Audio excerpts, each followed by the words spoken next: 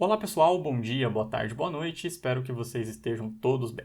Então, dando continuidade ao nosso curso de cálculo vetorial, nos nossos dois últimos vídeos nós estudamos os temas que estão no título do nosso conjunto de slides, que é o Teorema Fundamental das Integrais de Linha e Independência do Caminho.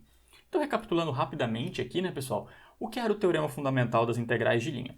Ele era um paralelo ao Teorema Fundamental do Cálculo para o nosso contexto, que nos permitia calcular a integral de um campo conservativo de uma maneira muito mais simples. Então, naquele sentido, um campo f ele é dito ser conservativo, aqui eu estou definido em R3, mas em R2 é análogo, quando existe uma funçãozinha escalar f, de tal forma que esse campo era o gradiente dessa f. E essa f pequenininha, nós chamávamos ela de função potencial. Então, um campo conservativo, ele admite a existência dessa função potencial. E aí o que o Teorema Fundamental das Integrais de Linha nos dizia era o seguinte: calcular a integral de linha de um campo que é conservativo sobre uma curva C, onde essa curva é parametrizada por uma R, com t variando de A até B, era simplesmente calcular essa função potencial no R de B, menos essa função potencial calculada no R de A.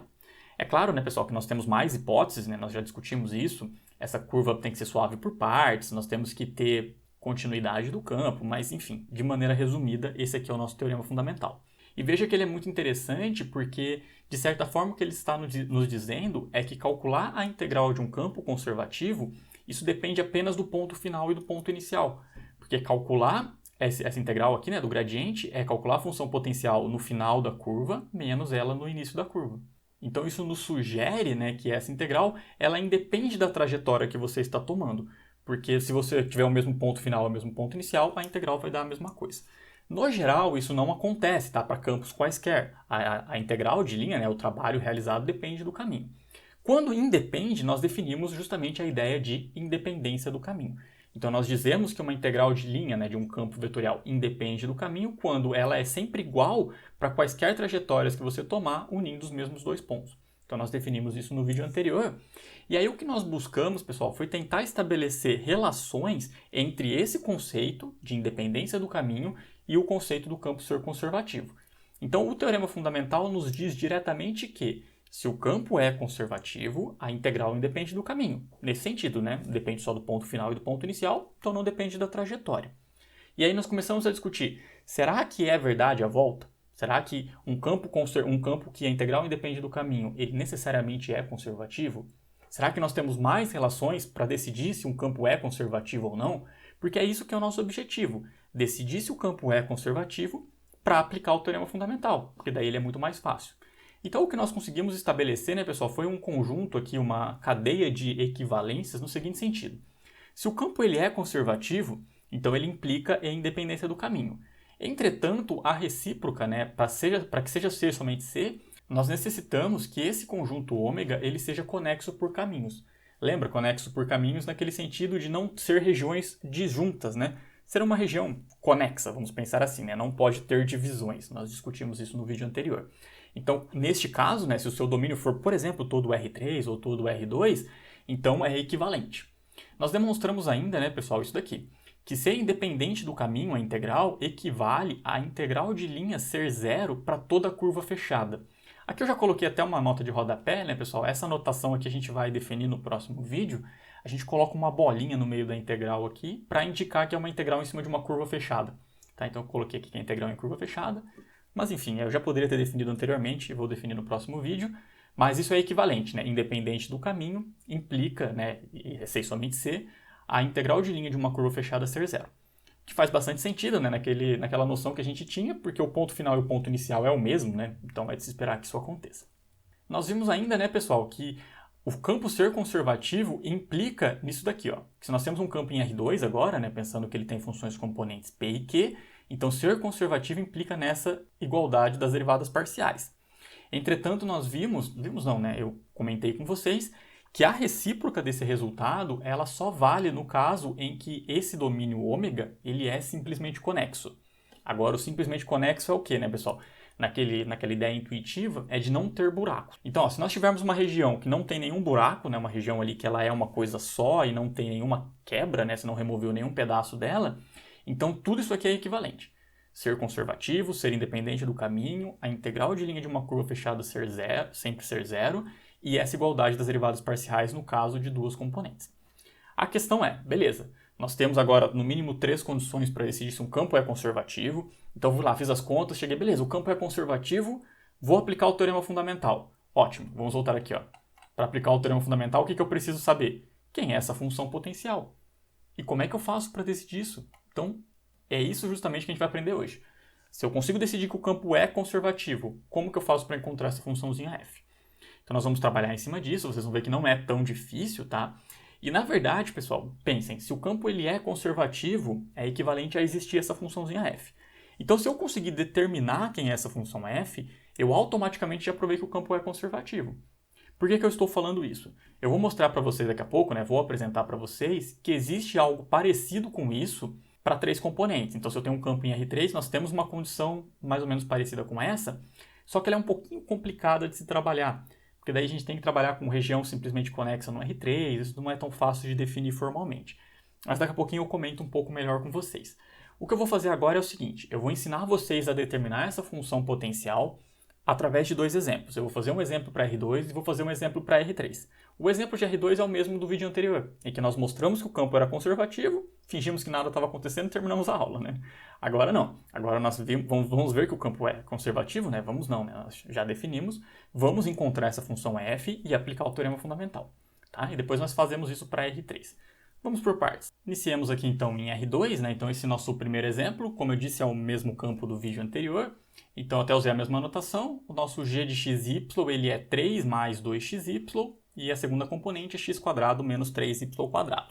Então, como nós provamos no final do vídeo anterior, esse campo ele é conservativo, então existe a função potencial. No primeiro item nós queremos determinar quem é essa funçãozinha f. No item B nós queremos aplicar o teorema fundamental. Então nós queremos calcular o trabalho realizado por esse g através de uma certa trajetória. Daqui a pouco a gente vai para o item B, né? Vamos por partes aqui. Então, só recapitulando rapidamente, pessoal, como é que a gente demonstrou que esse campo era conservativo? Note que ele é um campo definido em R2, então ele tem 2 componentes, e aí o que nós utilizamos foi essa condição. Nós mostramos que as derivadas parciais eram iguais, né, nesse sentido, del_p, del_y e del_q, del_x, e como o nosso domínio era todo R2, que é simplesmente conexo, né, naquela ideia intuitiva de não ter buracos, nós concluímos que esse campo G ele é conservativo. Então, de fato, existe essa f pequenininha, vamos aprender aí a determinar quem é ela. Então, o nosso primeiro item, né, nosso item A, é isso que nós queremos fazer.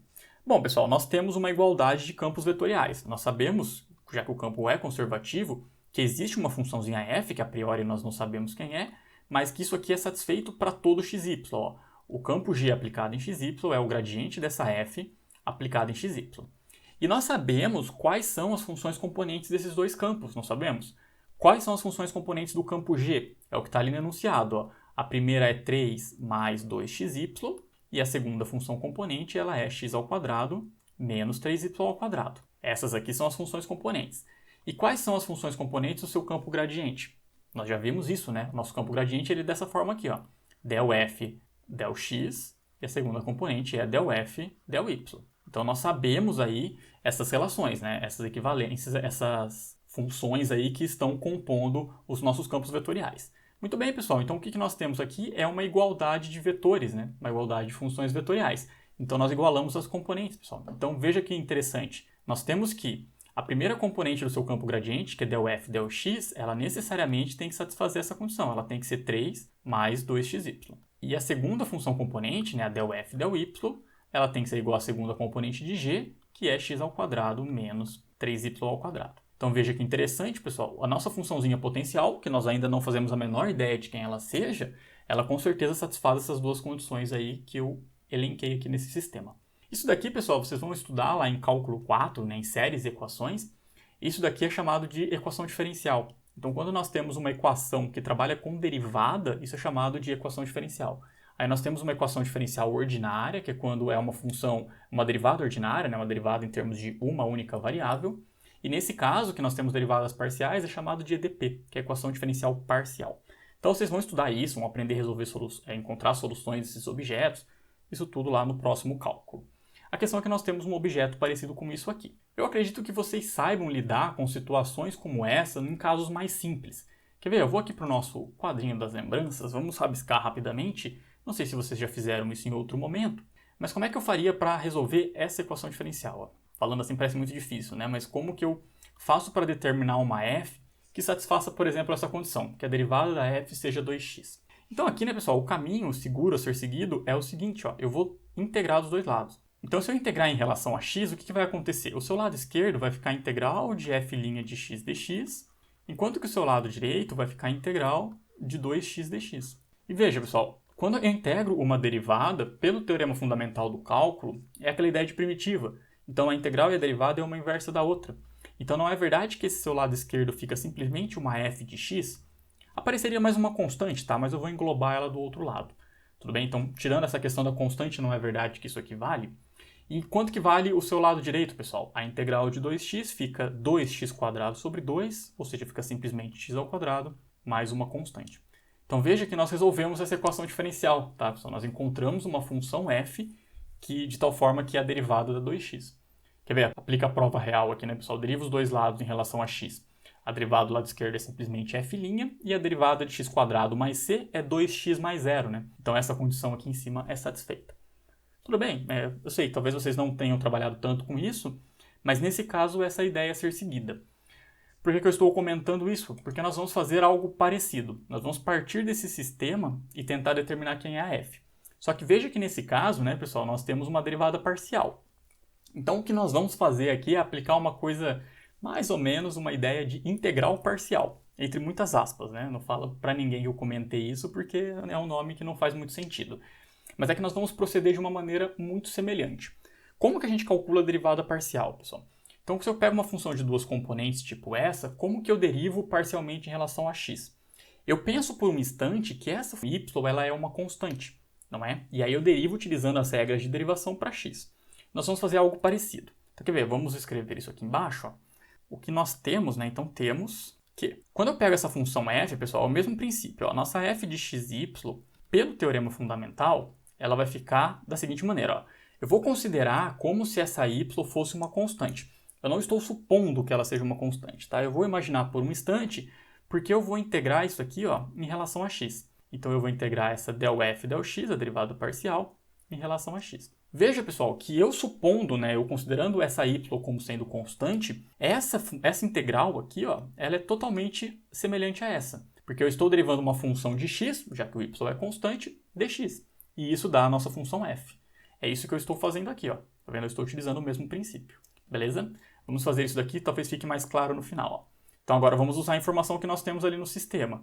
Então isso aqui é a integral, a nossa função ΔF ΔX, ela é igual a 3 mais 2xy, e eu vou integrar isso aqui em relação a x. Muito bem, quanto que dá essa integral, pessoal? A integral de 3 em relação a x é simplesmente 3x, a integral de 2xy, eu estou pensando no y como sendo uma constante, então vai ficar 2y vezes a integral de x. Isso aqui vai ficar então mais y que multiplica x ao quadrado, concordo? Porque já que a derivada do x é 2x² sobre 2, some com o 2 ali. Aqui, né, pessoal, como é uma integral indefinida, ficaria mais uma constante. A questão é que nós não estamos pensando que o y é uma constante, então esse carinha que aparece aqui, ele eventualmente pode depender de y. Vou escrever, aí vai ficar um pouco mais claro a hora que eu fizer o comentário seguinte, ó. Vou chamar de g de y. Como é que a gente faz para verificar se a nossa integral está certa, né? Eu pego esse lado de cá e derivo em relação a x, ó. Quando eu derivo em relação a x, esse último termo, g de y, ele some, né? A derivada disso é zero. Então vai ficar 3 mais 2xy, ó. Caiu no que estava dentro da integral. Por isso que aparece esse objeto. Tudo bem, pessoal? Então é isso que eu estou considerando, né? Quando eu faço a integral em x, o y é como se fosse uma constante. Muito bem, então veja que nós estamos bem próximos agora do nosso objetivo, porque nós encontramos essa função f. Mais ou menos, porque nós temos essa g de y, e eu preciso saber quem é ela. Como é que eu faço para determinar quem é essa g de y? Eu vou utilizar a segunda condição do nosso sistema aqui em cima. Eu vou até dar um nome para esse nosso sistema, vamos chamar ele aqui, sei lá, de um asterisco aqui, né? Então aqui eu já utilizei essa primeira informação, né? Nessa passagem aqui eu utilizei o fato de que a primeira é igual a isso. Agora, nessa outra que eu vou fazer abaixo, pessoal, eu vou utilizar novamente. Então, aqui tem dois caminhos de você fazer, tá? Você pode seguir o mesmo procedimento que nós fizemos aqui em cima, agora integrando essa segunda em relação a y. E depois você compara as coisas. Isso pode ser feito sem problema nenhum. Eu vou fazer de uma outra maneira. Como a nossa f ela tem essa carinha, o que vai acontecer a hora que eu derivar ela em relação a y? Então, eu vou até escrever uma frase, mas derivando a expressão acima Então, hoje eu estou escrevendo bastante. Ó. Então, a expressão acima em y, o que nós temos é o seguinte, vou colocar 3 pontinhos, eu vou derivar parcialmente em y isso aqui, ó, os dois lados, né? Tanto essa f quanto a lei que nós obtivemos. Então, nós chegamos no seguinte, ó, del f del y, ela vai ficar igual à derivada parcial disso aqui. Ó. Então, a derivada de 3x em relação a y é zero, a derivada de y vezes x quadrado fica simplesmente x ao quadrado, e a derivada de gy vai ficar mais del g del y. Eu nem precisaria usar essa notação, né, pessoal? Afinal de contas, a nossa g ela é uma função só de uma variável, mas eu vou usar essa notação. Beleza, né? Então, nós temos isso daqui, derivando a função de cima. Entretanto, pessoal, pelo estrelinha que nós temos lá em cima, daqui a pouco eu coloco aqui em cima, não é verdade que isso tem que ser igual a x ao quadrado menos 3y ao quadrado? Ó. Aqui é onde eu estou utilizando a informação estrela, certo? Então, aqui é o nosso asterisco ali, ó. Isso tem que acontecer porque essa é a nossa derivada parcial em y. Muito bem, o que a gente consegue concluir disso então, pessoal? Vou colocar um implica aqui. Isso aqui, então, nos garante que essa del g del y, né, ou simplesmente g', já que é uma função de uma única variável, ela fica menos 3y ao quadrado. Muito bem, agora como é que a gente faz para determinar quem é essa g, né, pessoal? Aqui seria um procedimento análogo a esse. Ó. Eu tenho uma g' igual a uma função. Então, o que eu vou fazer é integrar dos dois lados e determinar, tá? Eu não vou fazer todas as contas porque senão não cabe. Mas o que a gente consegue garantir aqui, né, pessoal, é que a nossa g de y, ela é igual. Então, ó, a integral daquele lado lá vai ficar simplesmente menos y ao cubo. Tudo bem? Veja se vocês estão de acordo comigo aí. Então, beleza, pessoal. Então, só para concluir, eu vou puxar isso aqui para cima rapidinho. Só para eu poder colocar aqui embaixo para caber, né? Mas, então, o que nós temos aqui, veja, assim. Quem que é a nossa função, né, que era o nosso objetivo? A nossa f de xy, pelo que nós tínhamos feito ali em cima, ela era 3x mais yx² mais essa g que nós acabamos de determinar. Então, ela vai ficar 3x mais yx ao quadrado mais essa g, que no caso então é menos, né, menos y ao cubo. E obviamente, né, pessoal, aqui fica mais uma constante k. Até nesse caso, que você poderia colocar, se você quiser, aqui embaixo, né, mas ficaria uma constante k que apareceria, já que a integral aparece essa variável, né? Deixa eu só destacar ela aqui embaixo. Então, esse aqui é o nosso objeto. Ó. Beleza, pessoal? Então, essa aqui conclui o nosso item A. Eu sei, talvez à primeira vista pareça bem estranho, né? Mas vocês vão ver que é bem razoável, pessoal, porque o caminho a ser seguido é sempre o mesmo. Vocês vão fazer essa ideia, tá? Daqui a pouco eu vou fazer um outro para R3, talvez até facilite, mas vocês vão fazer essa igualdade aqui. Aí sempre vai ser, ó, del f del x é a primeira componente, del f del y a segunda. Se tiver 3, del f del z é a terceira. Aí vocês escolhem uma, tanto faz qual, tá? Geralmente é mais simples de se trabalhar.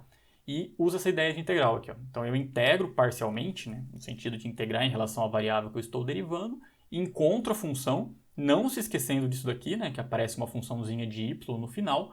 E aí, para obter quem é essa g, eu vou utilizar a segunda expressão. Então, eu derivo o que nós obtivemos em relação a outra variável e igualo, né? Que no caso eu utilizei a estrelinha para a gente chegar a qual que é essa g. Como eu disse, tem um outro caminho que dá para seguir, que é eu proceder de maneira análoga ao caso de cima. Então, aqui eu derivei em x, eu integrei em x, perdão. Agora eu considero esse segundo e integro em y. Eu vou chegar numa outra expressão e aí eu igualo essas expressões, né, para determinar quem é a função que sobra. Se vocês quiserem fazer assim, fica à vontade. Eu acho essa maneira mais segura. Beleza, pessoal? Então, espero que tenha ficado relativamente claro. Vocês vão aprender fazendo exercícios, não tem problema, tá? Mas o caminho é esse, daqui a pouco a gente faz mais um. Vamos para o item B. Olha que interessante, né? Eu comecei a aula com vocês discutindo isso. O nosso objetivo é usar o teorema fundamental das integrais de linha.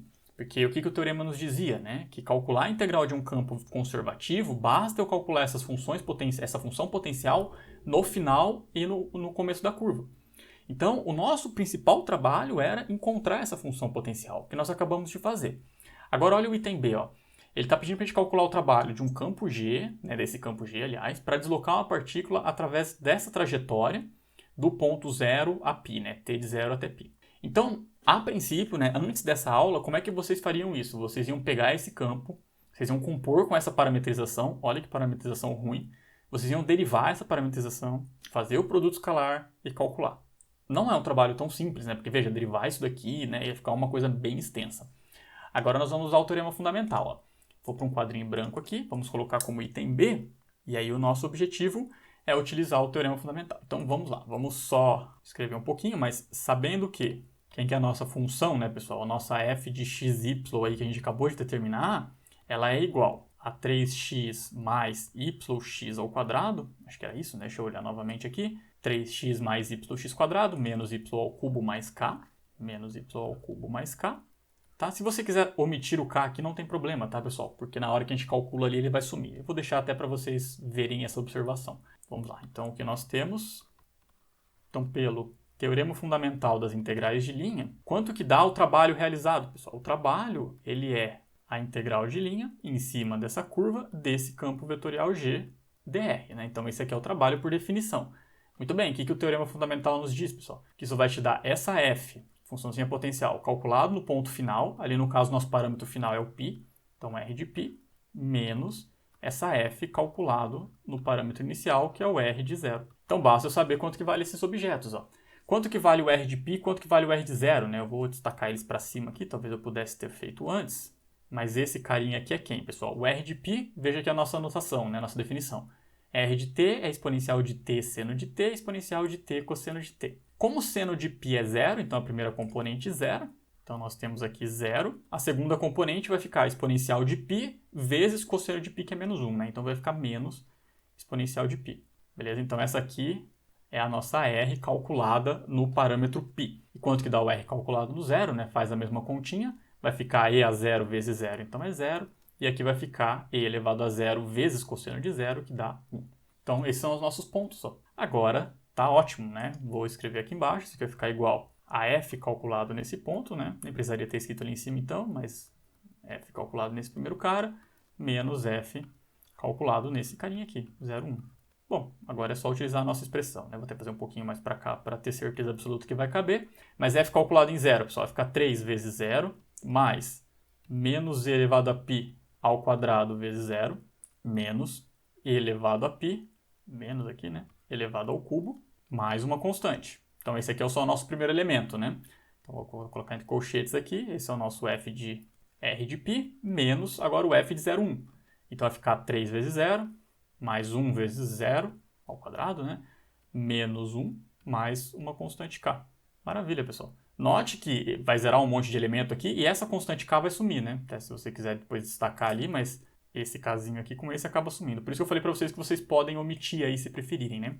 Então, o que vai resultar aqui vai ser e elevado a 3π, né? Tinha um menos com menos vai virar mais. E aqui, menos 1, então mais 1. E aí acabou, pessoal. Esse é o nosso trabalho realizado. Ó. Veja que relativamente simples, né? Deixa eu só destacar aqui, então, o nosso trabalho ficou igual a esse elemento aqui, ó. E aí a gente finaliza o exercício.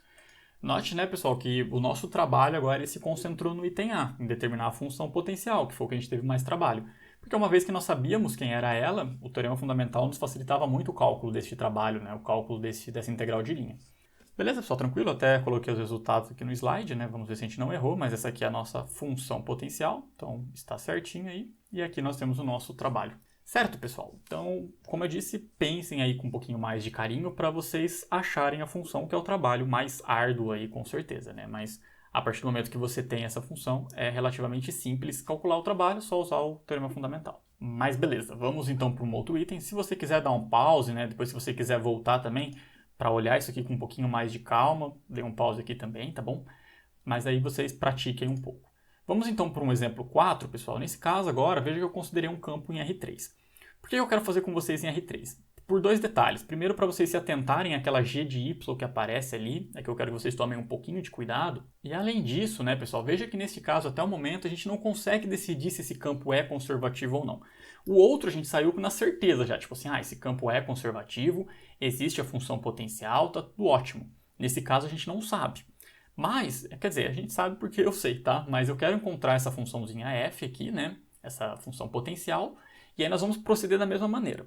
Se der algum pepino ali no meio, é sinal que não existe essa função potencial e o campo não é conservativo. Tá? Mas daqui a pouquinho a gente comenta um pouco mais, vamos fazer contas aqui. Então, vou chamar só de A, né? Mas é o exemplo 4 aí. O que nós queremos fazer é o mesmo procedimento do outro. Então, eu não vou nem escrever todos os detalhes, senão não vai caber, mas a ideia é a mesma, pessoal. O que nós temos aqui já de informação, ó, nós temos que essa y ao quadrado, ela é a primeira função componente desse campo, que consequentemente vai ser a primeira componente do campo gradiente. Então isso aqui vai ser o del f, del x, tudo bem? Aqui na frente eu vou colocar já essa segunda componente, que é o 2xy mais exponencial de 3e. isso aqui tem que ser necessariamente o nosso ∇f ∇y.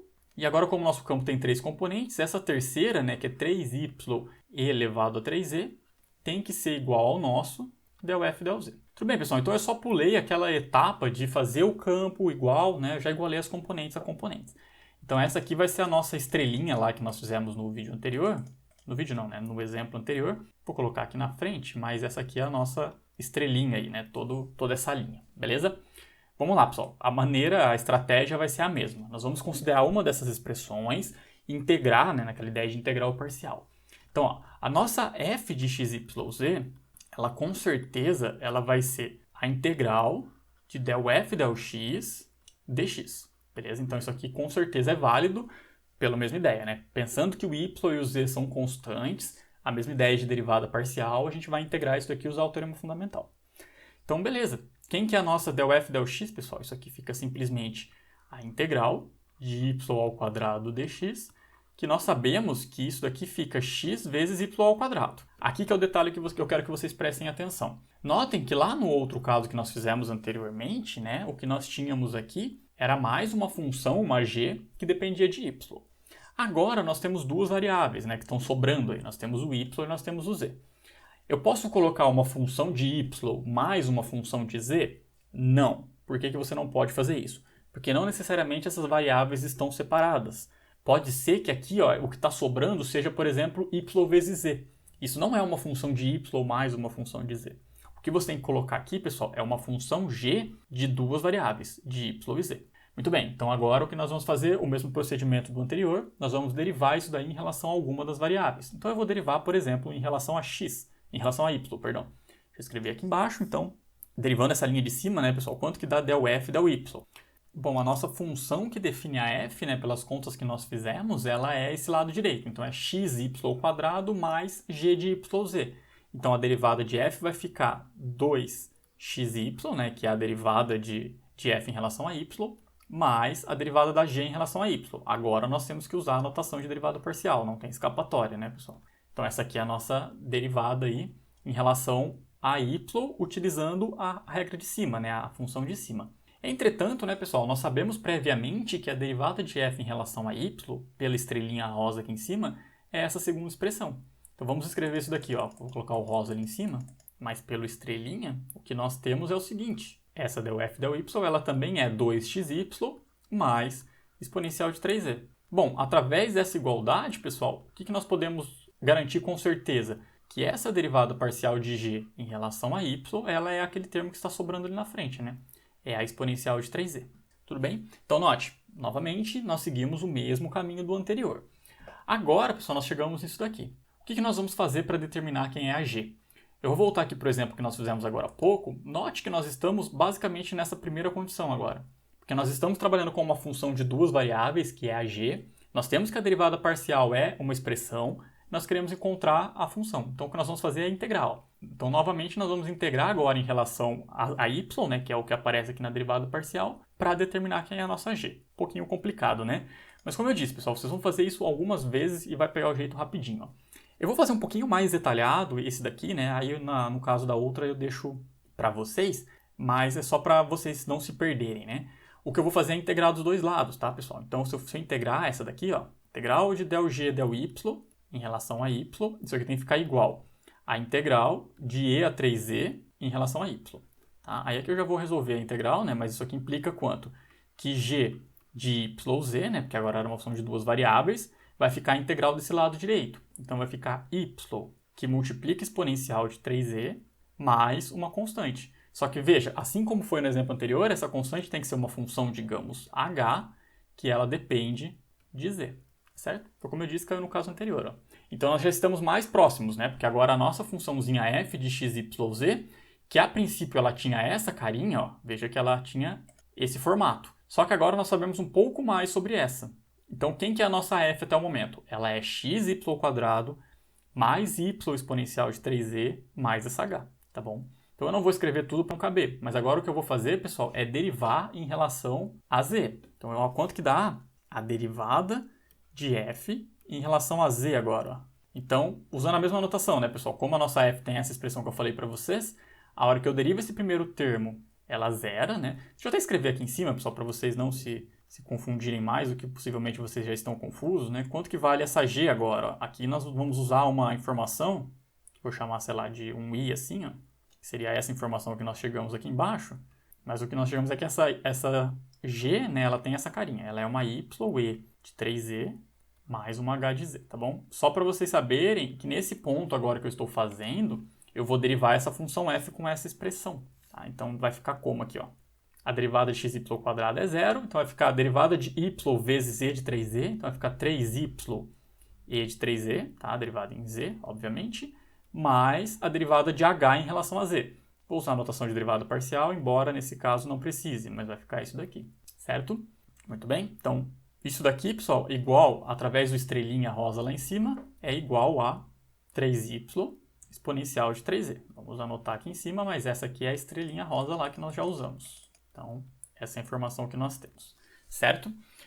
Muito bem, pessoal, o fim está próximo, prometo. Vamos lá, força aí. Quanto que dá isso daqui agora? Então, através dessa informação, nós já chegamos direto, ó. Quem que vai ser a nossa ΔH, ΔZ? Veja que ela tem que ser zero, né? Porque não tem mais nada aqui na frente. Então, automaticamente eu chego que H vale quanto? H de Z, ela tem que ser uma constante K, né? Então, depois vocês podem fazer essa continha um pouco mais de calma aí. Bom, muito bem, agora estamos em condições de concluir, né? Eu vou escrever aqui embaixo, acho que cabe. Mas o que nós temos logo, quem que é a nossa função f, né, pessoal? Nossa f de x, y, z, ela fica igual a x que multiplica y ao quadrado, mais y exponencial de 3e, mais uma constante k. Então essa aqui é a nossa função, vamos destacá-la e eu já resumo novamente para vocês. Então essa aqui é a nossa função. Beleza, pessoal? Bom, possivelmente nesse momento vocês estão assustados, né? Espero até que vocês estejam, porque não é um trabalho tão simples. Mas, repetindo, né? Quando vocês fizerem umas 2, 3 vezes, vocês vão ver que é o mesmo padrão. Tá? Então, só passando... Ah, não, tem que fazer o item B. Então, espero que esteja ok. Vamos para o outro quadrinho aqui para a gente fazer o item B. E aí eu já comento com vocês algumas observações a mais. Mas vamos lá, pessoal. Está acabando. Força. Item B. Bom, agora o que nós queremos, pessoal, é calcular o trabalho realizado por esse campo para deslocar uma partícula entre esses dois pontos. Veja que no item anterior, né, no exercício 3 que nós fizemos aqui, ó, eu pedi através de uma certa trajetória. Só que como o nosso campo ele é conservativo, ele é independente do caminho. Então, na verdade, a gente não precisa da trajetória. Lembra que no final o que nós utilizamos foi essa R calculada no ponto 0, no parâmetro 0, e R calculada no parâmetro π. Então, no final das contas, o que nós precisamos é só disso, ó, qual é o ponto final e qual é o ponto inicial. Então, quer ver, ó, pelo teorema fundamental das integrais de linha, né, vamos só escrever aqui a nossa função aqui, mas como a nossa f, né, o nosso campo f aí, ele é o gradiente dessa função que a gente acabou de chegar, né, então é o gradiente de, deixa eu olhá-lo aqui porque eu não lembro, mas xy² mais y exponencial de 3e, então xy² mais y exponencial de 3e. Então, como eu disse, né, pessoal, não precisa colocar a constante, eu vou colocá-la aqui, mas não precisa. Então, o que nós temos, né, via teorema fundamental das integrais de linha? Que calcular a integral em cima de qualquer curva, que é o trabalho, né, deixa eu até escrever o W aqui, mas o trabalho disso, ele é a integral de linha em cima de qualquer trajetória desse f dr. Basta eu calcular essa função potencial nos extremos da curva. Então, vai ficar, ó, f calculado em 1, 1 e 0, menos f calculado em 0, 0, 0. Que são os pontos final e inicial da curva. Agora é só calcular esses objetos, pessoal. Quanto que dá, então, o f de 1, 1, 0, utilizando a expressão ali que nós encontramos no item anterior? Vai ficar aqui 1 mais a constante, né? Que, como eu disse, ela é totalmente evitável aí, menos f de 0, 0, 0, que vai ficar 0 mais a constante. Então, no final das contas, o que resultou foi simplesmente 2 mais nada, né? Só 2. Então, esse é o nosso trabalho. Deixa eu só destacar ele também de amarelinho aí. Mas isso aqui conclui, então, o nosso exercício. Então, o trabalho é 2. Deixa eu passar os slides aqui só para ver se a gente não errou nenhuma conta, né? Mas essa aqui é a nossa função potencial, veja. E esse é o nosso trabalho que deu 2. Tudo bem, pessoal. Bem achar uma palavra muito forçada para essa etapa do nosso curso, né? Mas eu espero só que vocês tenham compreendido o caminho. Bom, vamos voltar aqui para o outro quadrinho para a gente tentar restabelecer a nossa amizade que está abalada nesse momento, né? Eu sei que é relativamente complicado à primeira vista, tá, pessoal? Mas vocês vão ver que isso aqui é tudo uma questão de vocês praticarem. Na hora que vocês fizerem uns 2, 3 exemplos utilizando isso daqui, vocês verão que o caminho é sempre o mesmo, né? Vai ficar meio natural essa ideia de considera derivada parcial, integra, confiem em mim, eu prometo para vocês que fica tranquilo. Em todo caso, sempre que vocês tiverem dúvida, me escrevam ou a gente conversa nos atendimentos. O fato é, pessoal, essa é a grande questão dessa aula, é que até o início desse vídeo nós tínhamos condições para decidir se um campo era conservativo ou não. Entretanto, nós decidimos que ele é conservativo. Ótimo. Qual que é a função potencial? Não sei. E aí, o que adianta, né? A gente decidiu que ele é conservativo, a gente pode aplicar o teorema fundamental, mas a gente não sabe aplicar, porque a gente não sabe encontrar essa função potencial.